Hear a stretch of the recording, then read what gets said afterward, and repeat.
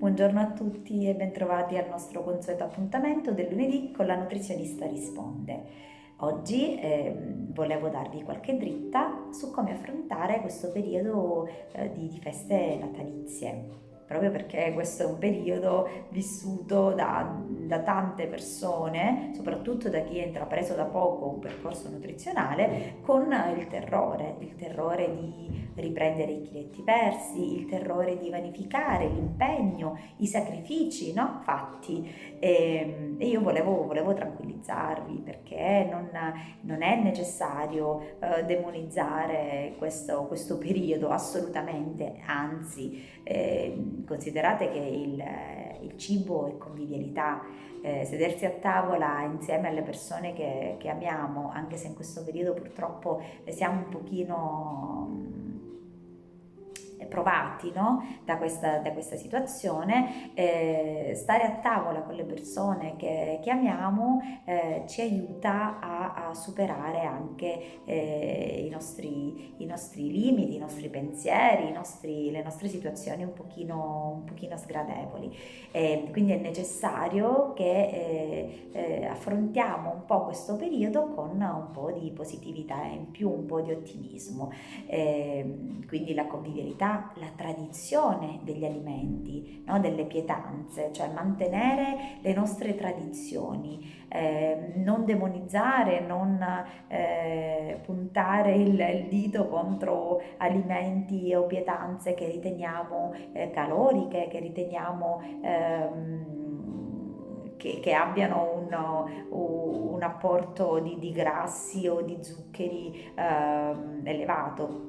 Allora sfatiamo questi falsi miti, cioè sediamoci a tavola e affrontiamo il nostro pasto con la nostra cena, con calma, con tranquillità e tutto andrà bene. Sicuramente ci sono dei giorni particolari, per esempio la vigilia di Natale, il giorno di Natale, dove io consiglio ai miei pazienti di non badare a quello che mangiano, nel senso mangiare senza esagerare, però mangiare di tutto e stare a regime gli altri giorni, no? Perché è importante anche che l'introito di acqua sia adeguato, perché in questo periodo si mangia più condito, più sapido, quindi si avrà sicuramente una ritenzione di liquidi maggiore, quindi è necessario bere più acqua per eliminare queste tossine, per eliminare questi accumuli, questa ritenzione, no? Quindi un consiglio che voglio darvi è magari di bere più acqua, ma di utilizzare anche delle bevande vegetali, per esempio, no? Su internet, sul web si trovano tante ricette di acqua vegetale, no?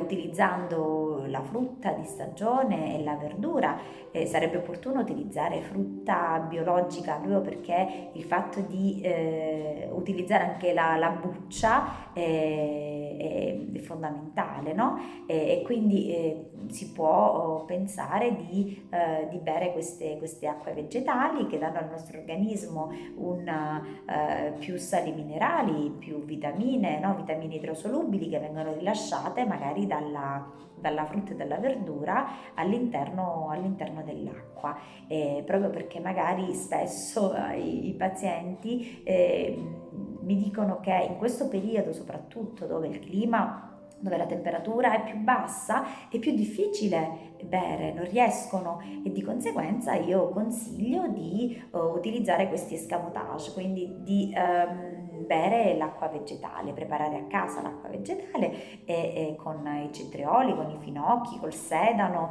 con le arance in questo periodo soprattutto, la menta e quindi bere queste acque.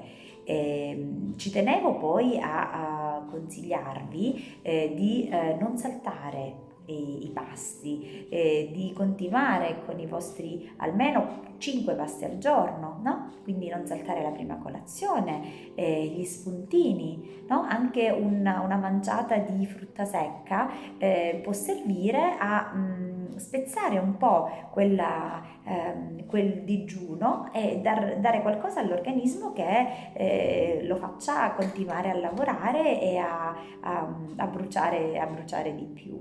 Quindi non è necessario fare dei lunghi digiuni per poi fare la buffata nei giorni di festa, ok? Si può mangiare bene durante i periodi di festa e stare a regime tutti gli altri giorni e concedersi qualcosina in più, di più condito e di più palatabile nei giorni prestabiliti, no? E poi una cosa che volevo dirvi è ricordatevi che non si ingrassa da Natale a Capodanno, bensì da Capodanno a Natale, quindi considerate che abbiamo un anno per stare bene, per mangiare bene, per rimetterci, no? Rimetterci in forma e quindi non è necessario demonizzare il periodo natalizio, il periodo festivo. Si può mangiare bene, si può ritornare il giorno dopo con il vostro piano alimentare e vedrete che i risultati non cambieranno, anzi saranno positivi e ritornerete ai prossimi controlli avendo mantenuto il vostro peso o addirittura avendo perso qualche grammo, no? Quindi ci tenevo a dirvi questo, ci tenevo a tranquillizzarvi e per qualsiasi dubbio, qualsiasi domanda potete contattarmi, va bene? Io aspetto le vostre domande, aspetto i vostri feedback e vi auguro di trascorrere questo periodo con tranquillità, con quella spensieratezza di cui abbiamo veramente bisogno. Io vi auguro una buona giornata e vi do appuntamento al nostro prossimo incontro.